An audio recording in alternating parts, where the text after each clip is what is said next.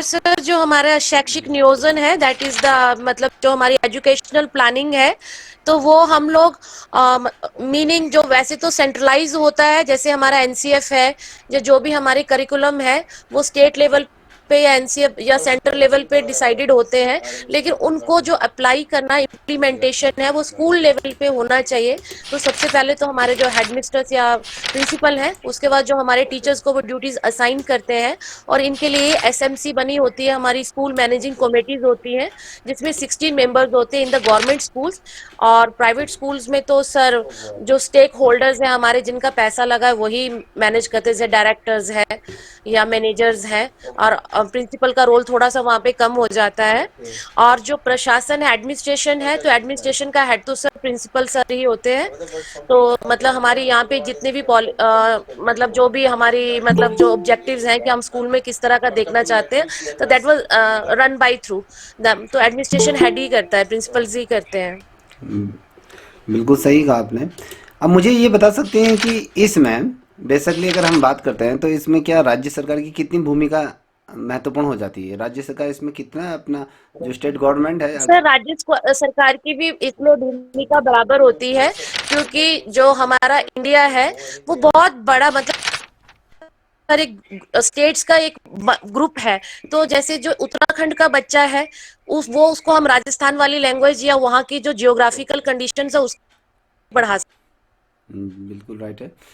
अब मुझे ये हैं। बताएं, एजुकेशन में है ही है, और भी अगर कॉन्स्टिट्यूशन जो है ये एनसी कंकरेंट लिस्ट का पार्ट है, बिल्कुल जिसमें सही। क्लियर किया गया है कि जो शिक्षा है वो राज्य और देश दोनों का है। अगर हम बात करते हैं, अगर ये लेके चलिए, अगर सेंट्रल गवर्नमेंट किसी एजुकेशन पॉलिसी को अगर रन करती है, क्या उसमें स्टेट गवर्नमेंट, क्या उसकी जो भागीदारी होती है, जो उसका पार्टिसिपेशन होता है, वो कितना रहता है, कितना बहुत ज़्यादा महत्वपूर्ण हो जाता है? कि अगर सेंट्रल ने या फिर मान लीजिए दो पल के लिए एनईपी 2020 अगर हमने इशू करी है, क्या उसका कर्तव्य कितना होता है कि राज्य सरकार उसको सही तरीके से रन कहाँ से करेगा, किस तरीके से क्या करेगा? सर पूरी तरह से किया जाता है, क्योंकि जो हमारी सेंट्रल गवर्नमेंट है वो आई थिंक 50 या 30% कुछ स्टेट्स का रहता है sir. Actually I am not clear, क्योंकि जो हमारे ये स्पेशल स्टेट्स हैं इनके लिए कुछ अलग रहता है, तो उनको वो फंड्स प्रोवाइड करती है, इवन उनको ट्रेनिंग प्रोग्राम्स देती है कि जो सेंट्रलाइज एजुकेशन है वो सभी के लिए है। अगर हम क्योंकि जिस तरह अगर से हम सर हमारे इंडियन लेवल पे बिल्कुल, जितने भी कौन, हाँ अगर हम करंट पे अगर देखें, अगर वर्तमान समय में अगर हम देखें जो केंद्र सरकार का जी अगर जो पार्टिसिपेशन होता है, तो अब वो पहले क्या था, पहले 80% क्या था? जब आपके 1968 की अगर हम बात करते हैं, तो उस समय ये कहा गया था कि जो केंद्र सरकार जो व्यय करेगा वो आपका 80% करेगा, और साथ ही राज्य सरकार 20%। तो फिर धीरे धीरे बदलाव हुआ, बदलाव होने के पश्चात फिर वो रेशियो आपका 50-50 का बना। फिर उसके बाद आगे वर्तमान समय में अगर देखें तो आप वर्तमान समय में 75% जो खर्चा वहन करेंगे वो आपके स्टेट गवर्नमेंट करेगी, और 25% आपकी क्या करके सेंट्रल गवर्नमेंट ये करेगी। तो बेसिकली आज का जो हमारा जो टॉपिक रहने वाला है, विद्यालय अनुशासन पे ही रहने वाला है। तो यहाँ पर आप देख पा रहे हो कि अगर आपको स्लाइड दिखाई दे रही होगी, तो हमने यहाँ पर लिखा है कि अनुशासन के नियम, कुछ जी सर। अनुशासन के कुछ नियम होते हैं। तो यहाँ से कुछ ऐसे क्वेश्चन पुटअप होते हैं जो बहुत से बच्चे उसमें कंफ्यूज हो जाते हैं। देखिए, पहला ही पॉइंट आप अपने सामने देख पा रही होंगी, तो यहाँ पर लिखा है कि स्कूल का जो शैक्षणिक वर्ष होता है, अगर हम आज के डेट में अगर देखें, जो स्कूल का जो शैक्षणिक वर्ष होता है, जो स्कूल जो रन करता है, वो 1 अप्रैल 2000 क्या बोलते हैं, 1 अप्रैल से ये सत्र प्रारंभ होता है, और जो अंत होता है इसका 31 मार्च। अगर हम देखें तो बेसिकली अगर हम जो सरकारी कार्यालय जितने भी गवर्नमेंट सेक्टर हैं, तो उसमें भी जो वित्तीय वर्ष जो प्रारंभ होता है 1 अप्रैल से 31 मार्च का, ये वित्तीय वर्ष होता है। तो वही वित्तीय वर्ष को शैक्षिक कैलेंडर में भी यहाँ पर बदल दिया गया है। तो क्वेश्चन पूछा जा सकता है कि जो शैक्षिक वर्ष है वो कब से कब तक ये माना जाता है? बहुत से बच्चे इसमें कंफ्यूज हो जाते हैं, वो इसको वित्तीय वर्ष के आधार पर लेके चलते हैं, तो बहुत बच्चे इसमें कंफ्यूज हो जाते हैं। आपको पता होना चाहिए 1 अप्रैल से ये सत्र स्टार्ट होता है, और 31 मार्च को ये सत्र क्या होता है, समाप्त हो जाता है, और नया जो शैक्षिक सत्र प्रारंभ हो जाता है वो आपका क्या होता है, 1 अप्रैल से ही ये प्रारंभ हो जाता है। तो आई थिंक मुझे लगता है ये क्लियर हो चुका होगा, आपको पहले ही ये पता होगा। ठीक है। अब यहाँ पर अगर हम देखते हैं बेसिकली दूसरा पॉइंट अगर हम देखें, Yeah, तो ये thank कहता you है so कि much. Yeah. छात्रों को पहली घंटी बजने से Bye bye. कम 10 मिनट क्या है पहले स्कूल पहुंच जाना चाहिए। और साथ ही अगर कोई भी वर्ष में 3 बार से ज़्यादा अगर देरी से स्कूल आता है तो उसे प्रिंसिपल की अनुमति के बिना कक्षा में वो बैठना नहीं दिया जाना चाहिए। अगर हम छात्रों के लिए तो ये कह रहा है कि छात्रों के लिए तो इसमें कहा गया है कि वो कम से कम घंटी बजने से 5 मिनट पूर्व वो स्कूल आ जाए। और साल में 3 बार क्वेश्चन पूछा जाता है कि स्कूल में आने से पूर्व कितने मिनट पूर्व छात्रों को पहुंच जाना चाहिए घंटी बजने से पूर्व। तो आपको यहाँ पर दिया होगा 5, 10 और 7, 8 मिनट ऐसे दिया होगा। तो आपको ये यहाँ पर जो राइट लिखना है वो 5 मिनट लिखना है। अगर पूछा जाता है अगर बच्चा वर्ष में 3 बार से ज़्यादा बार क्या करता है देरी से आता है तो उस कंडीशन में क्या होता है, उस कंडीशन में उसे किसकी अनुमति लेनी पड़ती है। गार्जियन की अनुमति लेनी पड़ती है या फिर एसएमसी की अनुमति लेनी पड़ती है या फिर प्रिंसिपल की अनुमति लेती है या फिर आपके जो क्लास टीचर है उसकी अनुमति लेनी पड़ती है। तो यहाँ पर आप अपने देख देख पा रहे होगे। तो यहाँ पर किसकी अनुमति लेनी पड़ रही है, आपकी प्रिंसिपल को यहाँ पर कंसल्ट करना होगा कि क्या उसे हम क्लास में अलाउ करें या नहीं करें। तो प्रिंसिपल ये की। तमाम चीज़ें प्रिंसिपल का इसमें क्या होता है ज़्यादा कहीं ना कहीं रोल रहता है। तो ये आपको क्लियर हो गया। अब देखिए तीसरा पॉइंट कहता है कि प्रत्येक बच्चे के लिए स्कूल में पूरी स्कूल यूनिफॉर्म पहनकर आना अनिवार्य है और उचित यूनिफॉर्म के बिना क्या होता है स्कूल में प्रवेश नहीं दिया जाना चाहिए। अगर हम देख के जो ये नियम होते हैं ये सिर्फ एक कागजी नियम होते हैं। अगर हम वास्तव में हकीकत का स्वरूप देखें तो प्राइवेट स्कूल में तो ठीक है, जो भी ये नीतियाँ बनती हैं ये सिर्फ जो गवर्नमेंट स्कूलों को मद्देनजर रखते हुए ये नियम बनते हैं। और आज आप अगर देखोगे तो कई ऐसे पर्वतीय जिले ऐसे हमारे हैं जहाँ पर बच्चों को खाने के लाले पड़े रहते हैं और किताबें खरीदने की बात करें या कपड़े खरीदने की बात करें तो उनको उतना जो चीज़ें होती हैं वो वहन नहीं कर पाते हैं। जो सरकार अगर मैं मान लो 2 पल के लिए सरकार अगर उनको जूते के लिए पैसा दे रही है या बैग के लिए पैसा दे रही है या अन्य किताबों के लिए भी पैसा दे रही है तो वो पैसे को क्या करते हैं अपने खाने या निजी खर्चों में उसका यूटिलाइज कर लेते हैं। क्योंकि आमदनी उतनी है नहीं, पहाड़ों में उतना स्वरोजगार है नहीं, तो उसको जैसे थोड़ा 2 पैसा जो भी आता है 500 200 रुपया वो जो दवा दारू में क्या लग जाता है उनका खर्चा लग जाता है। बेसिकली अगर हम आज की परिदृश्य को देखें तो पहाड़ों में भी क्या है जो बच्चे हैं वो विदाउट ड्रेस में आते हैं, उनके पास कपड़े नहीं होते हैं, स्वेटर नहीं हो पाती। तो हम इस वजह से बच्चों को शिक्षा लेने से रोक तो नहीं सकते ना। तो बेसिकली अगर जो ये कॉन्सेप्ट दिया है तो ये कहते हैं कि वास्तव में कि बच्चे के पास पूरी यूनिफॉर्म में ही बच्चा आए तो अच्छा है। तो ये जो चीज़ है तो ये अगर हम हकीकत में अगर हम ग्राउंड लेवल पे देखें तो ये कहीं ना कहीं गलत साबित हो जाती है। तो बेसिकली इसमें जो कहा गया है कि कक्षा में उसको जब यूनिफॉर्म पहन के उसको प्रवेश दिया जाए। देखिए आपको एक चीज़ और बता दूं, सर प्रणाम। खुश रहिए। देखिए इसमें क्या होता है जब टीचर टीचर के लिए भी इसमें कोई कायदे कानून होते हैं। ये कहते हैं कि एनसीईआरटी का जो शिक्षा नियमावली है एनईपी 2020 अगर पढ़ोगे राइट टू एजुकेशन पढ़ोगे तो उसमें स्पष्ट तौर पे ये कहा है, सर्व शिक्षा अभियान के अंतर्गत भी ये स्पष्ट तौर पे उल्लेखित है कि वो कहता है कि जो जब कहते हैं कि 5 मिनट जब घंटी बजने के 5 मिनट पश्चात क्या होता है बच्चों को स्कूल में उपस्थित हो जाना चाहिए। उसके लिए अगर हम टीचर की बात करें तो टीचर को आपके आधा घंटा पूर्व विद्यालय पहुंच जाना चाहिए। अगर 9:30 बजे से अगर बेल बजती है पीयर की तो आपकी 9 बजे आपके जो शिक्षक गण हैं उनको स्कूल में पहुंच जाना चाहिए। तो ये आपको पता होना चाहिए कि कभी क्वेश्चन पूछा जाता है कि शिक्षक को स्कूल में कितने बजे कितने मिनट पूर्व पहुंच जाना चाहिए तो आपको पता होना चाहिए कि वो आपका क्या होगा आधा घंटा पूर्व उसको विद्यालय में आना चाहिए। और जब छुट्टी होती है छुट्टी के 5 या 10 मिनट पश्चात उसे ही स्कूल से जाना चाहिए। जब पूरी तरीके से बच्चे विद्यालय को या विद्यालय परिषद को पूरी तरीके से खाली कर दे तब जाके शिक्षकों को क्या करना चाहिए अपने गंतव्य स्थान के लिए प्रस्थान करना चाहिए। मगर आज उसका विपरीत होता है। पहले ही घंटी बजने से पूर्व क्या होता है टीचरों का जो बैग होता है वो अपनी गाड़ी में पहुंच जाते हैं और घंटी बजने से पूर्व ऐसे बहुत ढेर सारे टीचर होते हैं वो चले जाते हैं। तो ये कई ऐसी चीज़ें हैं जो विद्यालय प्रबंधन या कहें विद्यालय जो अनुशासन के विरुद्ध होती हैं। तो अब ये कहता है कि पहली घंटी बजते ही सभी इकट्ठा होकर प्रार्थना के लिए असेंबली में प्लेटफॉर्म के सामने आवंटित स्थान पर अपनी जो स्थान है उसमें बैठना चाहिए या फिर वहाँ चुपचाप अपनी जो कक्षा की जो पंक्तिबद्ध है या कक्षा कक्षा में चले जाना चाहिए या फिर हर रोज़ की तरह विद्यार्थी असेंबली में अपनी डायरी के साथ आना चाहिए। तो कुछ चीज़ें हैं महत्वपूर्ण हैं, ये नोट से बनाए बनाए हुए हैं, तो इसके कुछ मैंने जो इकट्ठा किए हैं नोट्स के आधार पर, तो वो चीज़ें आपको पता होनी चाहिए। अब ये कहता है कि हर छात्र के पास स्कूल डायरी होनी अनिवार्य है। जैसे रोजाना स्कूल लाना है और छात्र इस डायरी को कोई भी पन्ना नहीं पढ़ सकता है, यदि साथ ही वो डायरी में स्कूल के काम से अलग भी नहीं लिख सकते हैं उसमें, और ये नियम का उल्लंघन करना पड़ता है, उसके खिलाफ कार्रवाई की जाती है।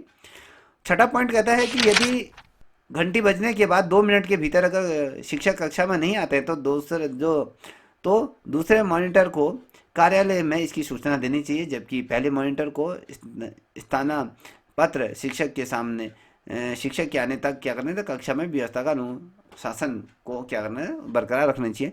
देखिए बहुत ढेर सारा क्या होता है, बहुत से टीचर ऐसे करते हैं। बेसिकली हम यहाँ पर अभी प्राइवेट टीचर की बात नहीं करें, प्राइवेट सेक्टर की बात नहीं करें, क्योंकि ये सारी चीज़ें जो निम्नावली बनी रहती है वो आपके गवर्नमेंट सेक्टर के लिए बनी रहती है। तो गवर्नमेंट में क्या होता है, जब आपके पहले पीरियड होता है तो कहीं होता है ना टीचर कि अपने फ़ोन आ जाता है, या वो क्लास में 10 मिनट देरी में आता है, तो प्रिंसिपल को कई बार उनको डांटना पड़ता है। तो क्या होता है, यदि वो नहीं आता है तो क्या होना चाहिए, तो तुरंत जो दूसरा क्लास का दूसरा मॉनिटर वो कार्यालय में जाए और उसकी सूचना दें, और जो जिसका भी अरेंजमेंट लगा होगा तो उसको बताएं कि हमारे क्लास में अभी तक टीचर हाजिर नहीं है, या अगर टीचर नहीं आया तो उसकी जगह पे आज की व्यवस्था कौन कर रहा है, तो वो जिम्मेदारी इसकी होती है। अब यहाँ पर देख पा रहे होगे, ये कहता है कि प्रधानाचार्य की लिखित अनुमति के बिना कोई भी पुस्तक या कक्षा में प्रयोग की गई या फिर स्कूल लाइब्रेरी से ली गई पुस्तक के अलावा या पत्रिका समाचार पत्र जो स्कूल में नहीं लाया जा सकता है। देखिए ये कहता है, जो नियम है, जो अनुशासन के नियम है कि कोई भी बच्चा क्या हो सकता है बिना लिखित अनुमति के, चाहे वो लाइब्रेरी हो या फिर अपने स्वयं घर से, कोई भी किताब को ला नहीं सकता है, सिर्फ आपकी जो पाठ्य पुस्तकों के अलावा अगर ये चीज़ें अगर लाती हैं तो वो भी आपके जो विद्यालय अनुशासन है उसके विरुद्ध ये होगा, और उसके खिलाफ की भी क्या की जाए, कार्रवाई की जाएगी, और उसके पेरेंट्स को स्कूल में बुलाया बुलाया जाएगा और उस संबंध में चर्चा की जाए। अब ये कहता है कि छात्रों के बीच यदि वस्तुओं का आदान प्रदान या धन का लेन देन की अनुमति नहीं होती है।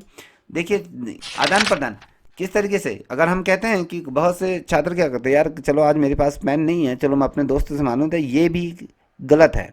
अगर क्या होता है, बच्चे बहुत ढेर सारे क्या करते हैं, पैसे लेके आते हैं तो वो एक दूसरे से उधार लेते हैं, तो ये चीज़ें भी गलत है, क्योंकि विद्यालय के अंतर्गत ये चीज़ें नहीं की जाती हैं, क्योंकि जो विद्यालय होता है वो क्या होता है, आपका एजुकेशन प्लेटफॉर्म होता है, तो वहाँ पर ये चीज़ें तमाम बैन होती हैं। कहते हैं कि स्कूल की संपत्ति को किसी भी प्रकार की क्षति होने पर उसकी भरपाई की जाएगी। अगर किसी भी प्रकार की, अगर कोई छात्र जो उदंडित टाइप का जो छात्र होगा, अगर किसी प्रकार की अगर स्कूल की कोई जो सामान है यदि उस पर क्षतिग्रस्त पहुंचाता है तो उस पर कार्रवाई की जाए और उसकी भरपाई भी की जाएगी। अब यहाँ पर आप देख पा रहे होंगे, ये कहता है यदि भी छात्र की संपत्ति का पूरा ध्यान रखना चाहिए, और लेकिन अधिकारी किसी भी चोरी या फिर नुकसान के लिए जिम्मेदार नहीं होंगे। छात्रों को सलाह दी जाएगी कि वे स्कूल में सोने की चैन, अंगूठी या कंगन या इलेक्ट्रॉनिक सामान आदि जैसे कीमती और क्या है जो फैंसी वस्तुओं को ना लाएं, और माता पिता को अपने बच्चों को ऐसा करने से रोकना चाहिए। साइकिल और अन्य दोपहिया वाहन को लॉक लगाकर आवंटित स्थान पर रखना चाहिए। तो बेसिकली आपने देखा होगा बहुत से बच्चे क्या करते हैं आजकल, मोबाइल से मोबाइल का फ़ोन का प्रयोग करते हैं, तो बेसिकली ये चीज़ें सारी चीज़ें बैन होती है स्कूलों में। तो अगर कोई चीज़ें इस तरीके से लाते हैं या फिर मोबाइल गुम हो जाता है तो उसकी जवाबदेही विद्यालय प्रशासन की नहीं होगी। तो क्योंकि अगर मान लीजिए अगर कोई बच्चा फ़ोन लेके आ रहा है, कोई सोने की चैन या पैसे लेके आता है, अगर वो चोरी हो जाती है तो किसी भी प्रकार के उनके पेरेंट्स जो भी हैं वो विद्यालय पर किसी भी प्रकार का प्रश्न चिन्ह नहीं लगा सकता, वो किसी भी प्रकार का आरोप प्रत्यारोप नहीं कर सकते हैं। अगर ये करते हैं तो ये जो नियम है, नियमों का उल्लंघन ये किया जाएगा।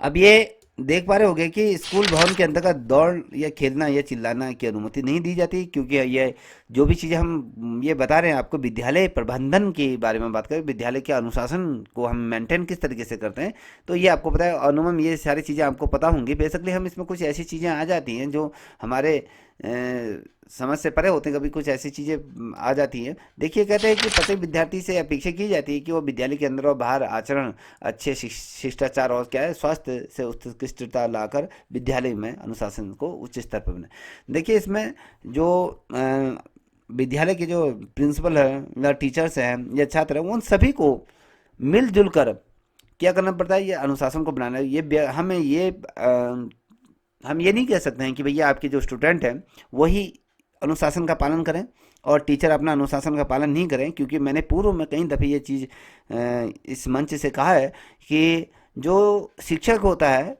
वो क्या होता है, एक दर्पण होता है जिसमें जो छात्र होता है वो अपने प्रतिबिंब को देखता है। अगर शिक्षक ही इस तरीके से अगर कोई कार्य कर रहा है या अगर इस तरीके से कोई हरकतें कर रहा है जिससे कि बच्चा उसको फॉलो करता है, क्योंकि शिक्षक जिस तरीके से करेगा तो कहीं ना कहीं, मैंने दर्पण की जब मैं बात करूं तो अपना प्रतिबिंब उसमें देखता है। वो चाहता है अगर शिक्षक ऐसा करे तो अगर मैं भी करूं तो कहीं ना कहीं उत्सुकता में वो चीज़ें करता है। तो इस चीज़ का विशेषकर शिक्षक हो चाहे वो आपके कोई भी स्टाफ का कोई भी सदस्य हो जो स्कूल परिषद में है, तो उसको भी क्या करना चाहिए, इन नियमों का क्या करना चाहिए, पालन करना चाहिए। तो ये तमाम चीज़ें आपको पता होनी चाहिए कि हर किसी का दायित्व यहाँ पर निर्धारित किया जाता है कि अपने अपने दायित्वों का सब निर्वाह करें समय समय पर। ये तमाम चीज़ें आपको पता होनी चाहिए।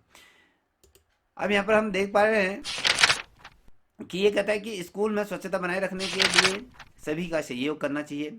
और कोई भी, अगर हम कहें कोई भी कागज या कूड़ा या बीज इत्यादि, हम ये नहीं कह सकते भैया पर्टिकुलर हम ये नहीं कह सकते क्लास 6 की बच्ची की बात करते हो या 7th की बच्ची का, कोई भी पर्टिकुलर एक क्लास को या एक व्यक्ति विशेष को हम टारगेट नहीं कर सकते हैं। इसमें सभी का दायित्व होता है कि हमने जब अगर हमारा स्वच्छ विद्यालय रहेगा तो स्वच्छ शिक्षा का आदान प्रदान होगा। हम ऐसे वातावरण में क्या कहते हैं कि हम, जो बच्चा होता है वो क्या करता है, कहीं ना कहीं वो विद्यालय से ही वो सारी चीज़ें सीखता है, चाहे वो अच्छे आचरण की बात करें, स्वच्छता की बात करें, वो जो तमाम चीज़ें उसमें जो बौद्धिक विकास होता है। जब हम बात करते हैं कि छात्र की बात करते हैं तो छात्र क्या करता है, जो विद्यालय में जाता है तो विद्यालय में उसका सर्वांगीण विकास होता है, चौमुखी विकास होता है। ये हम एक पक्ष पर उसके पॉलिश नहीं करते हैं, हम उसके सर्वांगीण विकास करते हैं। हम उसके दैनिक क्रियाकलापों पर भी विशेष रूप से ध्यान देते हैं, उसके मनोवैज्ञानिक तौर पर भी हम उसको ध्यान देते हैं, शैक्षणिक क्षेत्र में भी करते हैं, और कक्ष के अंतर्गत ही नहीं उसके बाहर भी वो जो समाज में किस तरीके से उसे अपने आप को रिप्रेजेंट करना है।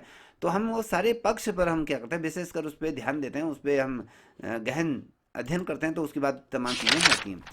अब देखिए, अगर हम बच्चों को, अगर मान लीजिए कूड़ा कचरा स्कूल परिषद कक्षा में नहीं फेंके, अरे बल्कि उसके उद्देश्य के लिए उसको क्या करें, कूड़ेदान में डालना चाहिए। देखिए, हम अपने बच्चे, जो छोटे बच्चे होते हैं, अगर हम बच्चों को स्कूल में ये चीज़ें सिखाई जा रही है तो आप नोटिस करिएगा आपके घर में जो डस्टबिन है तो बच्चा जो चीज़ें करता है वो सीधे डस्टबिन में ही फेंकेगा। वो ये कहता है कि मैम ने हमसे ये कहा था कि जो भी कूड़ा होगा वो डस्टबिन में फेंकेगा। कहीं ना कहीं उस पर वो अच्छी आदतों को क्या करें, डेवलप कौन करता है, हमारा विद्यालय करता है। हमें बेसिकली हम क्या करते हैं, जो बच्चा क्या होता है, अपने जो सगे साथी होते हैं उनके साथ रहकर वो कहीं ना कहीं बेहतर शिक्षा ग्रहण करने में क्या करता है, सक्षम होता है। अब यह कहता है कि शारीरिक शिक्षा से छूट और मेडिकल सर्टिफिकेट की जरूरत होता है। प्रत्येक शैक्षिक वर्ष के लिए क्या होता है, एक नया सर्टिफिकेट, हम कहते हैं कि मेडिकल फिटनेस सर्टिफिकेट की बात करते हैं कि बच्चे का ग्रोथ किस प्रकार, बच्चे में किस प्रकार से चीज़ें हुई। तो ये तमाम चीज़ें हम विद्यालय अनुशासन की बात करते हैं। विद्यार्थी और अभिभावकों को अपने शिक्षकों के व्यक्तिगत और सामूहिक उपहार देने की मनाही है। मान लीजिए कभी कोई होता है ना कि कोई बच्चा कहता है कि यार ये कोई टीचर को बहुत पसंद करते हैं।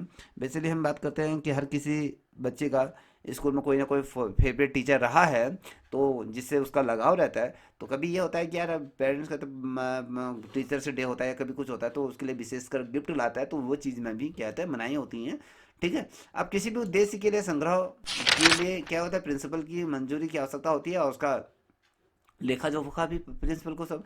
अब मान लीजिए आप किसी अपनी कक्षा कक्ष को कुछ ऐसे इवेंट कराना चाह रहे हो, किसी ऐसे टूर में ले जाना चाह रहे हो जिसका पूरा लेखा जोखा सारी चीज़ें आपको प्रिंसिपल को हैंड ओवर करनी होगी, ये तमाम चीज़ें होंगी। अब स्कूल के समय में छात्रों के अभिभावकों के अलावा किसी अन्य स्थान या साथ घर नहीं जा सकता है। देखिए, स्कूल के समय में छात्रों को अभिभावकों के अलावा किसी अन्य के घर नहीं भेजा जा सकता है। ये याद रखिएगा, हम ये नहीं कह सकते अगर मान लीजिए हमारे आपके गांव में शादी हो रही है, बच्चा कहता है कि सर मैं, मेरे गांव में शादी है, मुझे छुट्टी दे दीजिए, जब तक उसके अभिभावकों की परमिशन नहीं आएगी। वो अगर उसके अभिभावक ये कहते हैं कि मेरे बेटे को पर्टिकुलरली फ़ोन करके कहते हैं कि मेरे बच्चे को भेज दीजिए, तभी वो चीज़ें हो सकती। तो यो बिना अनुमति के, प्रधान अध्यापक की अनुमति के बिना वो क्या था, स्कूल परिषद को नहीं छोड़ सकता। आपातकालीन स्थिति की अगर जब हम बात करते हैं तो इस स्थिति में बच्चे को लेने के लिए या उनके पेरेंट्स या उसकी कोई परिचित है, हम किसी अनजान व्यक्ति के पास भी बच्चे को नहीं भेज सकते हैं। तो ये सारी चीज़ें क्या होती हैं, हम स्कूल को किस प्रकार से मैनेज कर रहे हैं, किस प्रकार से उसमें मैनेजमेंट अपने आप को किस तरीके से साबित कर रही है, तो किस तरीके से चीज़ें चल रही है। अगर थोड़ी सी भी चूक होती है तो वो बहुत नुकसानदेह हो जाती है। तो इसलिए हमें विशेष का ध्यान देता है कि विद्यालय अनुशासन की जब हम बात करते हैं, यहाँ पर स्पष्ट तौर पर लिखा है, विद्यालय में अनुशासन बनाए रखने के लिए यदि आवश्यक समझा जाए तो प्रधानाध्यापक अभ्यर्थियों को किसी भी प्रकार का दंड देने का अधिकार सुरक्षित रखते हैं। अगर मान लीजिए किसी बच्चे के या किसी बालिका के कारण विद्यालय का माहौल खराब हो रहा है, तो वो प्रिंसिपल को ये अधिकार दिए गए हैं कि वो उसको उचित दंड दे सकता है या उसको विद्यालय से सस्पेंड भी कर सकता है। ठीक है, तो अन्यतर विद्यालय में अगर उसके इतना अधिकार है कि वो उसकी जो टीसी है उस पर भी रेड पेन का यूज कर सकता है, जिससे कि अन्य विद्यालय में उसको एडमिशन नहीं दिया जा सकता है, वंचित किया जा सकता है। तो ये तमाम चीज़ें रहती हैं। तो ये सारी चीज़ें क्यों करनी पड़ती हैं? ये इसलिए करनी पड़ती है क्योंकि हम अपना जो विद्यालय प्रबंधन की जब हम बात करते हैं, विद्यालय अनुशासन की जब आप बात करते हैं, तो उसके लिए बहुत ही ज़्यादा कारगर सिद्ध होता है। तो ये अत्यंत अनिवार्य हो जाता है। अब ये देखिए कि विद्यार्थियों को अभिभावक शिक्षक बैठक के दिन स्कूल यूनिफॉर्म में अपने अभिभावकों के साथ जो डायरी है उसको लाना अनिवार्य होता है, और साथ ही अभिभावकों को शिक्षक से मिलने की अनुमति नहीं दी जाएगी। अभिभावक शिक्षक बैठक के दिन ही अभिभावकों को कक्षा रजिस्टर में हस्ताक्षर करना अनिवार्य है। देखिए, ये नहीं होता है कि कभी भी कोई भी टीचर मुंह उठा के किसी भी जो टीचर है टीचर के पास आके या किसी भी प्रकार की चीज़ें को कह सकता है, या उस पर बदतमीजी कर सकता है, या अपने बच्चे के प्रोग्रेस के बारे में पूछ सकता है। ये करना क्या है, जो विद्यालय प्रबंधन की हम बात करते हैं, अनुशासन के, ये क्या है, विरुद्ध माना जाता है। क्योंकि जिस दिन पीटीएम की मीटिंग होती है, पेरेंट्स मीटिंग होती है, तो उसी दिन वो सारी चीज़ें होती हैं। तो एक उसका नियम है, उस नियम के अनुसार ही वो सारी चीज़ें होती हैं। अब ये देखिए, निजी ट्यूशन की जो नियुक्ति, जो ट्यूटर की जो नियुक्ति टीचर की अगर मैं बात करूँ, तो उसकी वास्तविक प्रगति के लिए हानिकारक साबित हो सकता है। प्रिंसिपल को परामर्श किए बिना कि ऐसा नहीं किया जाना चाहिए। स्टाफ के सदस्य प्रिंसिपल की पूर्व स्वीकृति के बिना ट्यूशन नहीं कर सकते। देखिए, एक बहुत से टीचर क्या करते हैं, ट्यूशन देते हैं हम, तो ट्यूशन क्या होता है, जो प्रत्यक्ष तौर पे किसी व्यक्ति के पास प्रत्यक्ष तौर पर वो प्रेजेंट होकर वो क्या शिक्षण ग्रहण करते हैं। जैसे हम कहते हैं कि हम ऑनलाइन प्लेटफॉर्म के माध्यम से हम शिक्षण दे सकते हैं, मगर जो प्रत्यक्ष तौर पर कहीं पर हम कोई जमावड़ा खड़ा नहीं कर सकते। मान लीजिए मैं अपने घर में प्रत्यक्ष तौर पर 50-60 बच्चों को पढ़ा रहा हूँ, तो ये नहीं कर सकता। मगर आप जो सोशल मीडिया के माध्यम से या फिर ऑनलाइन प्लेटफॉर्म में आप दे सकते हो। आप जब अगर आप जो प्रत्यक्ष तौर पे दे रहे हो, जहाँ पर आपको एक भीड़ इकट्ठा हो रही है, ठीक है, इसके लिए क्या करना होगा, प्रिंसिपल को आपको पूर्व में लिखित सूचना देनी होगी, और उसका आपको परमिशन लेनी पड़ेगी। अगर वो स्वीकृति प्रदान करता है तभी जाके आप कर सकते हैं, अन्यथा नहीं कर सकते। तो यहाँ पर आप देख पा रहे होंगे, ये कहता है कि अभिभावकों की ओर से कोई भी पत्र व्यवहार जो प्रधानाचार्य को संबोधित किया जाना चाहिए, कक्षा अध्यापक को नहीं। देखिए, अगर मान लीजिए मेरा बच्चा किसी सब्जेक्ट में या किसी की संगत में पढ़ रहा है, तो मैं कक्ष के जो टीचर है या क्लास टीचर है, तो मैं उसको सीधा डायरेक्ट संबोधित नहीं कर सकता। वो सिर्फ आपके जो स्कूल का जो प्रधानाध्यापक है उसको संबोधित करूंगा, और जो कक्षा अध्यापक को नहीं कर सकते हैं। और साथ ही स्कूल में अभिभावकों को किए जाने वाले सभी पत्राचार क्या होंगे, प्रधानाध्यापक के माध्यम से। अब देखिए, क्वेश्चन पूछा जा सकता है, क्वेश्चन पूछा जाता है अभिभावकों को किए जाने वाले पत्राचार किसके माध्यम से किया जाएगा। अभी यहाँ पर देखिए, क्वेश्चन बेहतरीन है कि अभिभावकों को जो पत्राचार करने का जो माध्यम होता है वो किसके द्वारा किया जाता है, शिक्षक के द्वारा, कक्ष के द्वारा, स्टाफ के द्वारा, प्रधानाध्यापक के द्वारा, या एसएमसी के द्वारा, या फिर इनमें से कोई नहीं। तो इस तरीके से क्वेश्चन बनते हैं। तो आपको ये पता होना चाहिए कि जो ये अधिकार है पत्राचार करने का, वो जो एक पर्टिकुलर जो नियम कानून है उसके एक दायरे के आधार पर प्रिंसिपल के ही माध्यम से वो पत्राचार होंगे। प्रधानाध्यापक को उसकी जानकारी होनी चाहिए, क्योंकि प्रिंसिपल क्या होता है, किसी भी स्कूल का ये मुखिया के तौर पर होता है, उसी के ही दिशा निर्देशन में पूरा स्कूल संचालित होता है। ठीक है, ये तमाम चीज़ें आपको पता होनी चाहिए।